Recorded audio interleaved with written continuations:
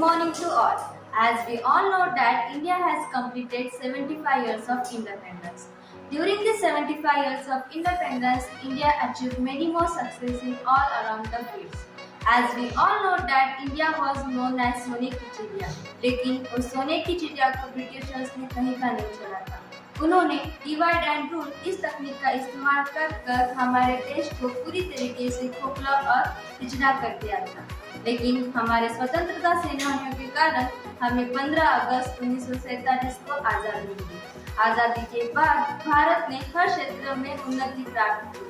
तो फिर चलिए जानते हैं भारत की उन्नति की कहानी मॉडर्न इंग्लिश स्कूल के 10वीं छात्रों की जुबान। क्या आप जानते हैं इन 1947 the GDP of India was 2.7 lakh crore, जो कि दुनिया के 3% था और भारत का एक नागरिक करीब 250 रुपए साल के कमाता था। और आज after 75 years the GDP of India is 3.05 trillion dollars, जो कि दुनिया के 7.3% होता है। और भारत का एक नागरिक करीब 91,500 रुपए साल के कमाता है। अब हम इंडिया की ग्रोथ समझने के लिए इसकी तुलना हम हमारे पड़ोसी देश पाकिस्तान से करेंगे। पाकिस्तान की अभी की जीडीपी 292 बिलियन डॉलर है। इसका मतलब है कि भारत की जीडीपी पाकिस्तान से 10 गुना ज्यादा है। That's the power of India.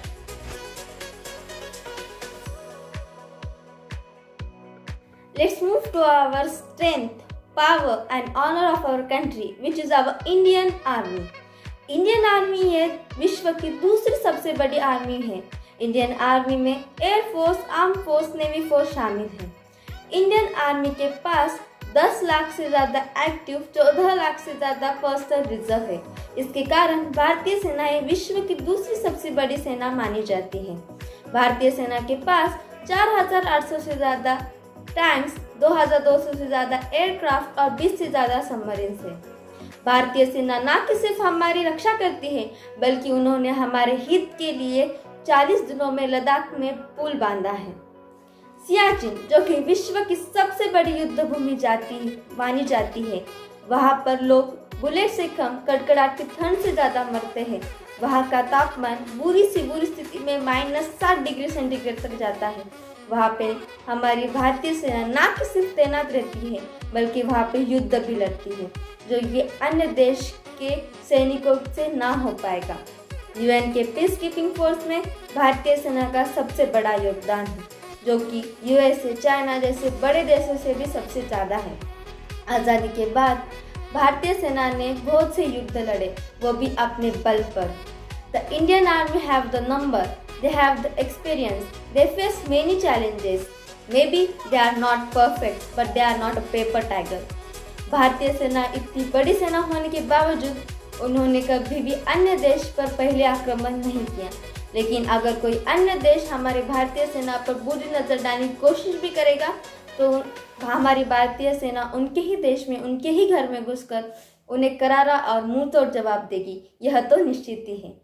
तो फिर चलिए कहते हैं, भारतीय सेना अमर रहे, भारत माता की जय।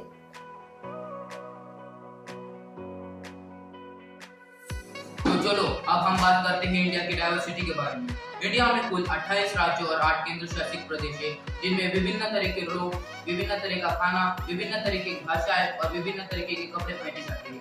इंडिया भारत में सारे धर्मों जैसे हिंदू, मुस्लिम, जैन, बुद्धिस्ट, जैन इत्यादि रीजन अपनी जिंदगी एक दूसरे के साथ बिता रहे हैं।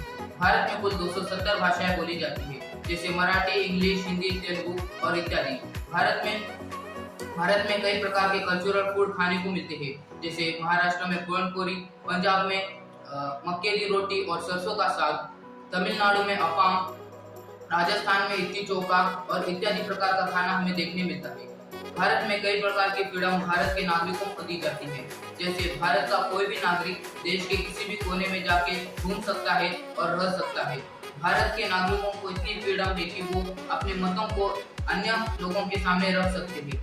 और ईद के टाइम पे हिंदू के लोग मुस्लिम लोगों को प्रोत्साहन देते हैं और दिवाली के टाइम पे मुस्लिम लोग हिंदू लोगों को प्रोत्साहन देते हैं।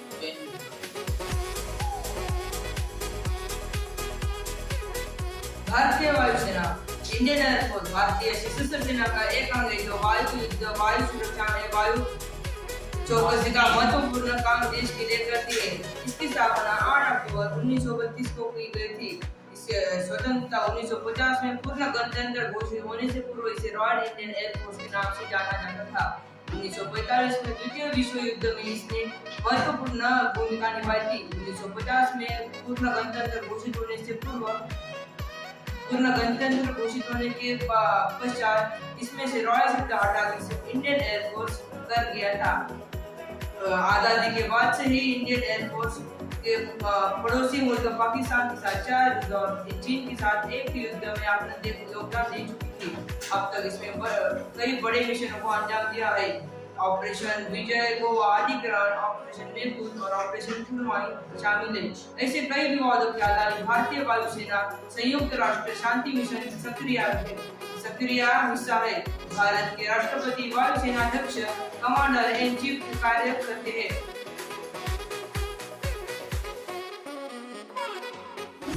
अब थोड़ी बातें करते हैं खेलों की। जहां इंडिया को 1947 में आज़ादी मिली, उसके ठीक 4 साल बाद 1951 में इंडिया में एशियन गेम्स कराए गए। इंडिया का पहला ओलंपिक मेडल हेलसिंकी में कश्यप जाधव द्वारा ब्रॉन्ज मेडल रेसलिंग में मिला। उसके बाद 1958 में भारत को पहला गोल्ड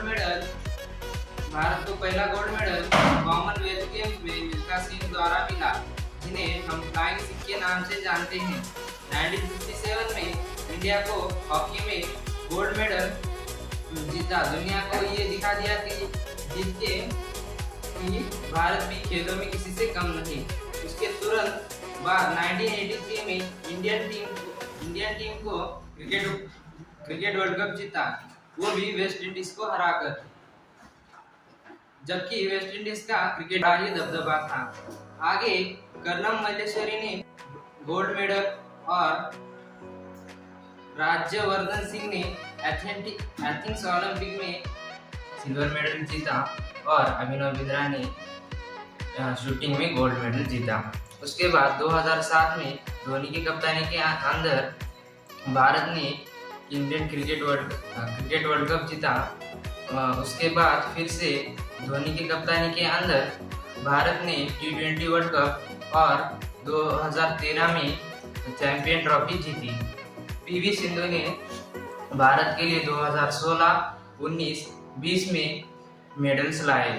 उसके बाद नीरज चोपड़ा ने भारत के लिए गोल्ड मेडल जीता और भारत खेलों में एक प्रबल दावेदार बन चुका है और भारत के खिलाफ खेलते हुए हर कोई देश और उसे हल्के में लेने की गुस्ताखी नहीं करता। तो बोलो भारत माता की जय।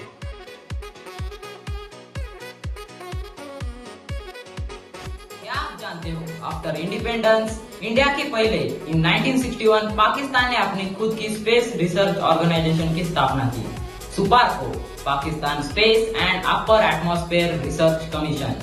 उस टाइम पर इंडिया ने सोचा भी नहीं था खुद की स्पेस रिसर्च ऑर्गेनाइजेशन के बारे में, क्योंकि भारत के पास पैसों की कमी थी।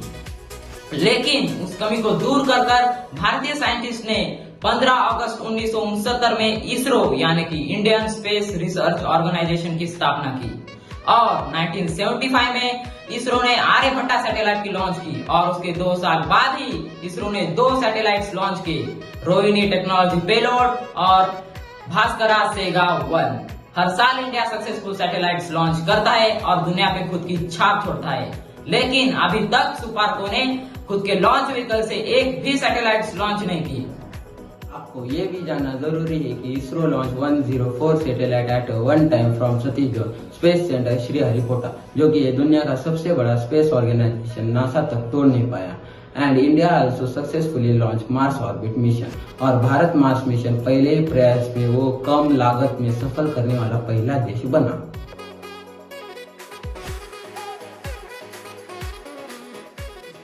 के दौर में पैसों का व्यवहार आसान करने के लिए ऑनलाइन ट्रांजैक्शन जैसी सुविधा उपलब्ध है। ऑनलाइन ट्रांजैक्शन हम बहुत से ऐप या वेबसाइट से कर सकते हैं, जैसे कि गूगल पे, भीम पे, यूपीआई, पेटीएम। तो चलिए जानते हैं अभी यूपीआई के बारे में। यूपीआई यानी यूनिफाइड पेमेंट इंटरफेस का डेवलपमेंट कुछ ऐसे हुआ। 2016 में यूपीआई को पब्लिक यूज के लिए ऑफिशियली लॉन्च किया गया था। यूपीआई लॉन्च होने के बाद इंडिया में एक्सपोजर ग्रोथ दिखी, जिसके कारण इंडिया वर्ल्ड का largest real time payment market बना। 2020 में 2.5 बिलियन यूपीआई ट्रांजेक्शन देखे, जो यूनाइटेड स्टेट और चाइना से काफी ज्यादा थे। India has overtake countries like China and south Korea in this domain today. जहां लोग ऑनलाइन स्कैम्स की वजह से ऑनलाइन ट्रांजेक्शन करने से डरते हैं, वही आज इंडिया में चाय वाला, पान टपरी, ग्रोसरी शॉप, बेकरी इत्यादि छोटे छोटे जगह पे भी ऑनलाइन ट्रांजेक्शन करने से लोग झिझकते नहीं है। तो बोलो भारत माता की जय।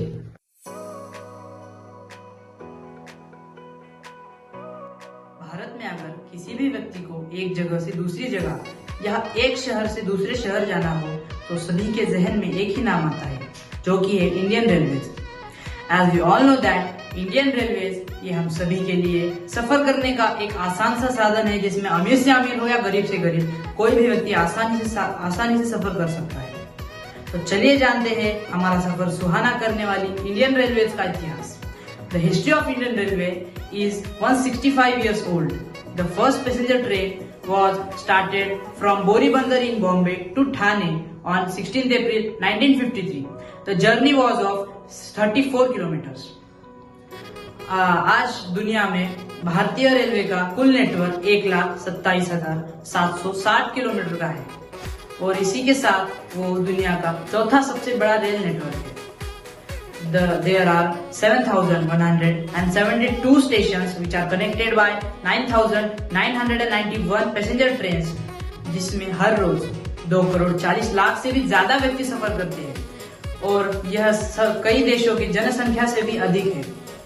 भारत का गोरखपुर रेलवे स्टेशन यह सबसे बड़ा रेलवे स्टेशन है, जिसकी लंबाई 4,430 फीट है। In Indian Railways, there are 3 UNESCO sites which are working from last 100 years, including Darjeeling Himalaya Railway, Nilgiri पर्वतीय रेलवे and कालका शिमला रेलवे। इंडियन रेलवेज की बात हो और उसमें लग्जरी ट्रेन की बात ना हो, ये तो संभव नहीं। तो चलिए जानते हैं कुछ लग्जरी ट्रेन, जैसे कि Maitri Express, Maharaja Express, Fairy Queens, Golden Chariot, Palace on Wheels इत्यादि जैसे लग्जरी ट्रेन है जिनका किराया लाखों में है और जिसमें लग्जरी सुविधाएं जैसी जिम, लाइब्रेरी, मसाज, रेस्टोरेंट उपलब्ध है। भारतीय रेलवे में सुपरफास्ट एक्सप्रेस और एक्सप्रेस जैसे कि दुरंतो एक्सप्रेस, वंदे भारत एक्सप्रेस, गतिमान एक्सप्रेस, तेजस एक्सप्रेस और भी बहुत से एक्सप्रेस है, जिसमें आम से आम आदमी भी कम लागत में सफर कर सकता है। आज के समय 2,40,00,000 लोगों का सफर कराना हो या फिर 9,000 ट्रेन चलाना हो या लगभग 7,500 स्टेशन चलाना हो, यह भारतीय रेलवे में यह पूरा काम 12.5 लाख लोगों के कंधों पर है। यानी कि भारतीय रेलवे 12.5 लाख लोगों को रोजगार देता है और यह कई देशों की जनसंख्या से भी अधिक है, जैसे कि आइसलैंड की जनसंख्या 4 लाख है और भारतीय रेलवे के बिना हम भारत में रहने की परिकल्पना भी नहीं कर सकते। तो बोलो भारत माता की जय। ऐसे कुछ लोग हैं भारत में जो भारत को गरीब देशों की लिस्ट में भारत का नाम लेते हैं, लेकिन उन्हें यह नहीं पता कि भारत की प्रॉपर्टी, इंडियन गवर्नमेंट की प्रॉपर्टी, भारत के लोगों के पास का पैसा तो छोड़ो, भारत की महिलाओं के पास इतना सोना है कि वो बड़े बड़े देशों के पास भी वो नहीं है। कोई एक देश तो छोड़ो, अमेरिका, जर्मनी, इटली, यह 3 देश मिलाकर भी भारत की महिलाओं के पास सबसे ज्यादा सोना है। एक रिपोर्ट के मुताबिक भारत की महिलाओं के पास दुनिया का 11% सोना है। तो हुई ना गर्व की बात, बोलो भारत माता की जय।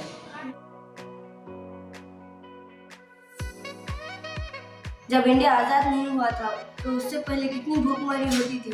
अगर आपको पता होगा 1943 का टाइम था जब बंगाल में करीब 30 लाख लोगों के आसपास मृत्यु हुई थी भूखमरी के कारण। तो उस समय की जो ब्रिटिश गवर्नमेंट थी वो क्या कर रही थी, जो वर्ल्ड वॉर चल रहा था वहाँ पर पूरा सप्लाई करती थी ग्रेन्स को। इसकी वजह से हमारे लोगों को ग्रेन्स नहीं मिलता था, अनाज नहीं मिलता था। लेकिन आज भारत फ्रूट में, मिल्क में, पल्सेस, ऑयल सीड और भी कई सारी चीज़ों में लार्जेस्ट प्रोड्यूसर बन चुका है। मैं बात कर रहा हूँ wheat, rice, potato, tea, cotton etcetera. इन सब में भी भारत आज सेकंड लार्जेस्ट प्रोड्यूसर बन गया है। तो चलिए आप जान लेते हैं भारतीय लोगों के बारे में, जो बाहर देशों में जाके भारत के नाम का डंका बजा रहे हैं। भारत बहुत पहले से ही विश्व गुरु रहा है। भारत के लोगों ने ही किसी तरीके से मैनेजमेंट करना सिखाया है। इसके अलावा टेक्नोलॉजी और कल्चरल नॉलेज में भी भारत किसी से पीछे नहीं है। उदाहरण के लिए स्वामी विवेकानंद जी, राजा राम मोहन राय। क्या 21वीं सदी में भारत विश्व गुरु नहीं रहा? क्या भारत दुनिया को रास्ता नहीं दिखा रहा है? ऐसा नहीं है, आज भी भारत दुनिया को दिशा दिखाने का काम करता है। तो चलिए आप जान लेते हैं ऐसे कुछ भारतीय नागरिकों के बारे में।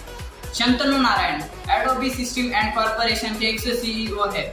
साल 2005 में उन्हें कंपनी का प्रेसिडेंट चुना गया था। उसके बाद वो कंपनी के सीईओ रहे।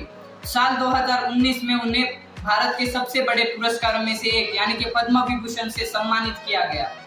Nikesh Arora soft bank corporation के एक्स सीईओ और प्रेसिडेंट रह चुके हैं। उन्होंने 2016 में सॉफ्ट बैंक को ज्वाइन किया। वो उसके पहले गूगल कंपनी में हाई प्रोफाइल एग्जीक्यूटिव थे। उनको सॉफ्ट बैंक के साथ काम करते हुए 2 सालों में 1500 करोड़ इतनी सैलरी दी गई। संजय कुमार झा ग्लोबल फाउंड्रीज के एक्स सीईओ रह चुके हैं। ग्लोबल फाउंड्रीज जो कि कैलिफोर्निया में स्थित है, वो कंपनी सेमीकंडक्टर बनाने का काम करती है। उसे कुमार झा उसके साथ साथ मोटोरोला कंपनी के एक्स सीईओ रह चुके हैं। तो आप जान लेते हैं भारत दुनिया के सबसे बड़े कंपनी के बारे में, जो कि गूगल है। गूगल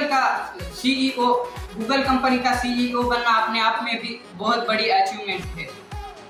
साल 2016 में भारत के सुपुत्र सुंदर पिचई इन्होंने गूगल कंपनी के सीईओ के दिखाया और उनकी पढ़ाई भारत में स्थित आईआईटी खड़गपुर से हुई।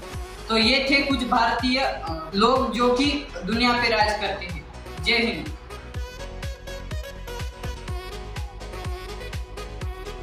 तो फिर थोड़ी बात हम अपने डेमोक्रेसी पे करते हैं। क्या आपको पता है जब 2019 में इलेक्शन करवाए गए थे तब कुल 900 मिलियन लोगों ने वोटिंग की थी, जो कि अमेरिका की 3 टाइम वोटिंग के बराबर है। और कुल 15 मिलियन बच्चों ने अपनी पहली वोटिंग की थी। और उस इलेक्शन में 543 पार्टीज ने 543 पार्लियामेंट सीट्स और 2354 पार्टीज ने भाग लिया था। और उस इलेक्शन में भारतीय जनता पार्टी ने 353 सीटों से अपनी जीत हासिल की थी, और वो भी बिना किसी दंगों या मारपीट के। और उस इलेक्शन में सभी जाति या धर्म के लोग बिना किसी भेदभाव के वोटिंग कर रहे थे। और इतने बड़े डेमोक्रेटिक कंट्री में बिना किसी दंगों या मारपीट के इलेक्शन हमने सफलतापूर्ण करवाया था। और इसके लिए हमें इलेक्शन कमीशन का धन्यवाद करना चाहिए। That's why India is called the world's largest democratic country in the world.